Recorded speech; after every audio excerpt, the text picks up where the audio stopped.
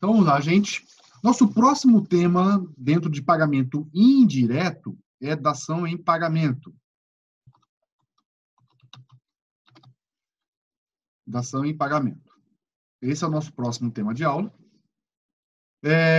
Dação em pagamento, pessoal, eu gosto de começar a aula falando assim, é aqui que nós vamos responder aquela pergunta que vocês fizeram lá atrás, quando a gente viu a obrigação de dar, coisa certa, e depois lá quando a gente viu o pagamento direto, lá no objeto do pagamento. E se, né? E se o credor quiser receber prestação diferente? Tá? É aí que entra a dação em pagamento, pessoal. Então, quando o credor aceita receber coisa diversa da prestação devida, nós não temos pagamento direto, nós temos dação em pagamento. Então, o que é a dação em pagamento, pessoal? Nada mais é do que o meio de pagamento indireto, onde o devedor vai entregar coisa diferente ao credor, né? Ele aceitando, ele entrega coisa diferente ao credor e, por isso, o devedor está liberado da obrigação. Então, pessoal, o devedor ele vai se liberar da obrigação entregando coisa diferente da devida, desde que o nosso credor aceite isso. Desde que o nosso credor aceite esse ponto. Esse conceito, pessoal, está lá no artigo 356, que a gente vai ver daqui um pouquinho. Um detalhe importante, pessoal, é que isso só ocorre no momento do vencimento da obrigação ou no pagamento. Não há a possibilidade de se combinar, de se pactuar da ação em pagamento antes do vencimento ou do ato do pagamento. Como assim no ato do pagamento? O devedor vai lá pagar o credor e fala, credor, não tenho dinheiro, o senhor aceita esse carro aqui? E aí o credor fala, aceito, dação em pagamento. Tá, pessoal? Credor, não tenho o carro, mas eu tenho essa casa aqui. O senhor aceita como pagamento? Aceito. Então veja, pessoal, que a dação em pagamento é no momento do pagamento, no momento em que o nosso que o nosso devedor vai efetuar o pagamento da obrigação. Qual que é a natureza da dação em pagamento, pessoal? Pagamento indireto. Tá? É modalidade autônoma de pagamento indireto. Por algum tempo, pessoal, se confundiu muito dação em pagamento com novação objetiva, tá? Hoje não se confunde mais isso. Por muito tempo já se confundiu a inovação objetiva com dação em pagamento. Hoje não tem mais essa confusão. Tá? Então, hoje a gente pode falar que a dação em pagamento é uma modalidade autônoma de pagamento indireto. E qual é o objeto, pessoal?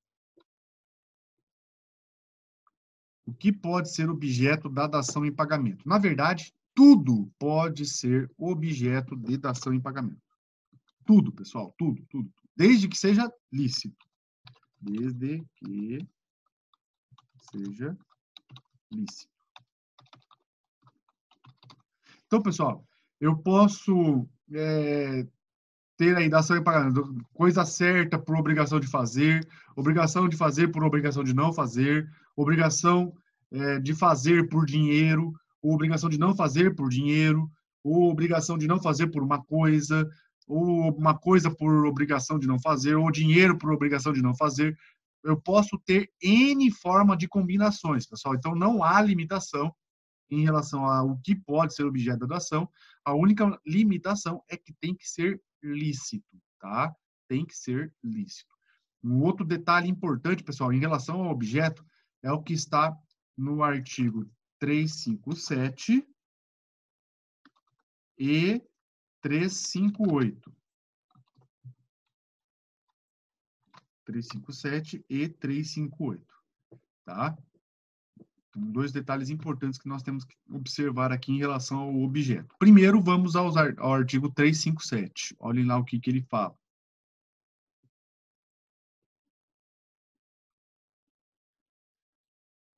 Determinado o preço da coisa dada em pagamento, as relações entre as partes regular-se-ão pelas normas do contrato de compra e venda. Então, vamos anotar isso.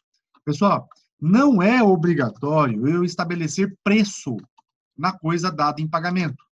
Então, eu vou lá, vou entregar lá o carro. Eu não preciso especificar que aquele carro vale 100 mil reais. Não preciso. Não é obrigatório esse tipo de especificação.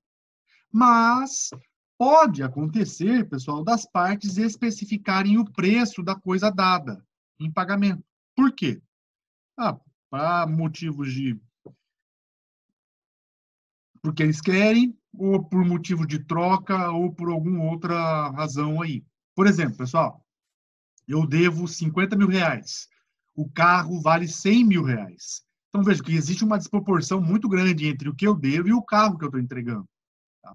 Então, nessa situação, o que as partes combinam? Você me entrega o carro e eu te devolvo a diferença em dinheiro. Então, eu vou lá, eu, o devedor, entrego o carro, que vale 100 mil reais, para pagar uma dívida de 50. E o credor se compromete a me devolver 50 mil reais. Então, o credor, eu entrego o carro, o credor me devolve 50 mil reais. Vejo que nessa situação, pessoal, eu estabeleço o preço do carro para eu poder fixar quanto que vai me ser devolvido.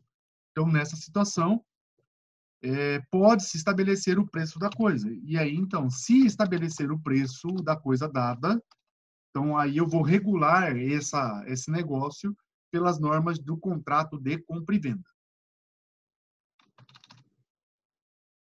Outro ponto importante, pessoal, é o do artigo 358.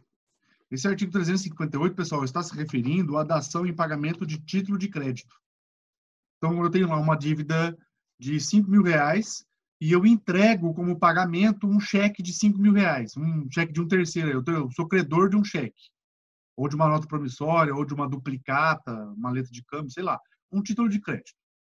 Eu tenho esse cheque e eu entrego em pagamento esse cheque de 5 mil reais. Nessa situação, pessoal, eu tenho dação em pagamento de um título de crédito. Como é que funciona a dação em pagamento de título de crédito, pessoal? Eu vou para o artigo 358. Olhem lá. Se for título de crédito a coisa dada em pagamento, a transferência importará em cessão. Então, vejam, pessoal, quando eu for entregar título de crédito como dação em pagamento, a dação desse título significa cessão de crédito. Tá, pessoal? E se significa cessão de crédito, eu vou aplicar as normas de cessão de crédito.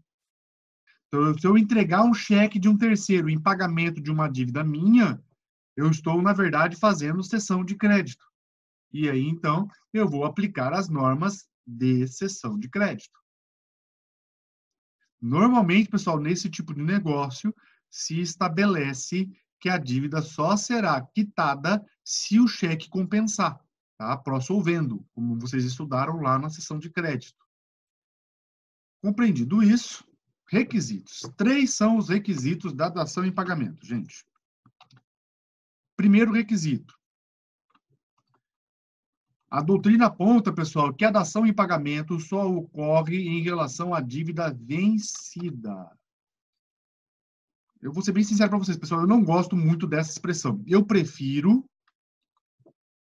colocar que a dação em pagamento ocorre no momento do pagamento, ainda que a dívida não esteja vencida. O que acontece, pessoal? O devedor pode, por exemplo, hoje é segunda, a dívida vai vencer na sexta. O devedor pode chegar para o credor e falar, credor, não tenho dinheiro para te pagar na sexta-feira, mas eu tenho o carro, você aceita o carro como pagamento? E o credor fala, aceito, pronto. Veja, pessoal, que a dívida não está vencida ainda. Mas o credor recebe o carro como pagamento. E isso não é dação? Lógico que é. Então, na verdade, pessoal, a gente tem que interpretar essa dívida vencida aí como um momento do pagamento. Então, a dação ela vai ocorrer no momento do pagamento. Esse é um ponto importantíssimo que caracteriza a dação em pagamento. Segundo ponto importantíssimo da dação em pagamento, pessoal. Consentimento do credor. E isso está lá no artigo 356, que nós vamos ver agora. O credor pode consentir, ó, pode, ele não é obrigado, ele pode consentir em receber prestação diversa da que lhe é devida. Então, veja, pessoal, que eu preciso do consentimento do credor. Se o credor não concordar, não tem dação em pagamento. O credor tem que concordar com a dação em pagamento, como a gente já falou para vocês. Como a gente fez ali na pergunta, né? E se o credor quiser? Então, se ele quiser, ele tem que manifestar o consentimento. Outro ponto importante aqui, pessoal. A entrega de coisa substancialmente diversa da devida.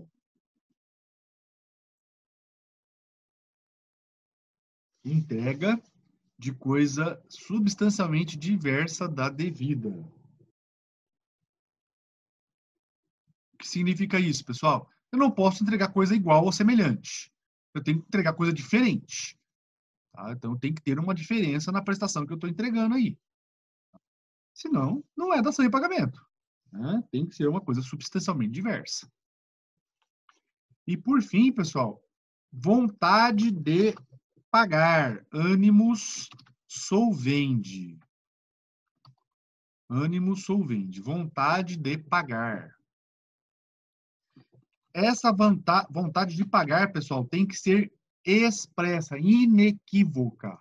Deve haver manifestação dessa vontade de pagar na quitação, pessoal. Por quê?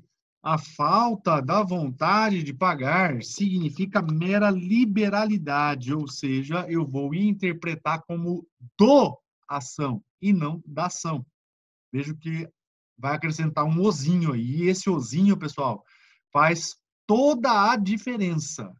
Então, tem que ficar expresso essa vontade de pagar. Essa vontade de pagar ela é manifestada lá na quitação, tá? Quando o credor recebe coisa diversa e dá a quitação da dívida. Se não ficar expresso essa quitação da dívida, pessoal, com essa coisa diversa, o que eu vou ter é meramente uma doação e não uma dação. Tá, pessoal? Então tem que ter muito cuidado com isso.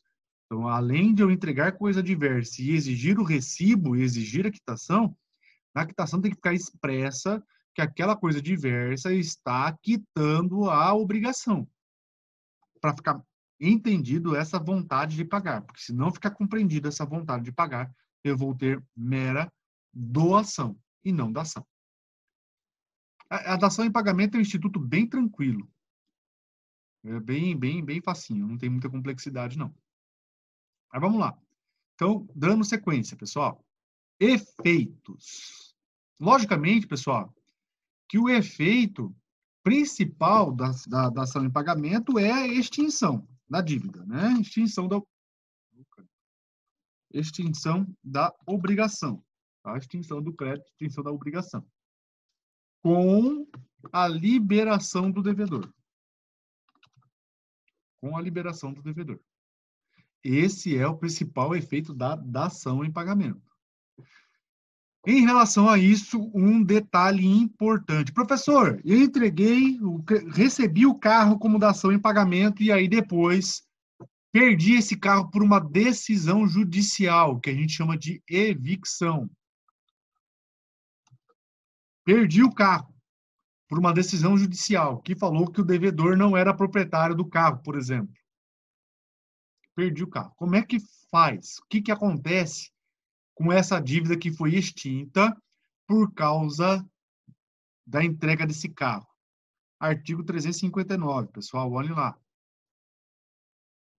Se o credor for evicto da coisa recebida em pagamento, restabelecer-se-á a obrigação primitiva, ficando sem efeito a quitação dada, ressalvados os direitos de terceiros. Olha aí, pessoal. Então, o que significa isso? Se o credor perder judicialmente ou administrativamente a coisa, a dívida volta com todos os seus efeitos e garantias, com todos os seus direitos e garantias. A quitação que foi dada perde efeito. Então, se o credor perder a coisa dada em pagamento, a dívida volta com todos os direitos e garantias, fica sem efeito a quitação que foi dada. E mais um outro detalhe importante, pessoal, que até não está no código, mas a doutrina aponta, que é a questão da nulidade da dação.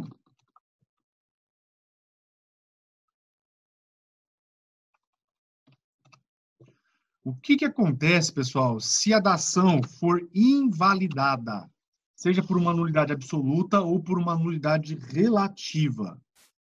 Vejam, pessoal, que o efeito é o mesmo do artigo 359. A obrigação extinta vai ser restabelecida, tá?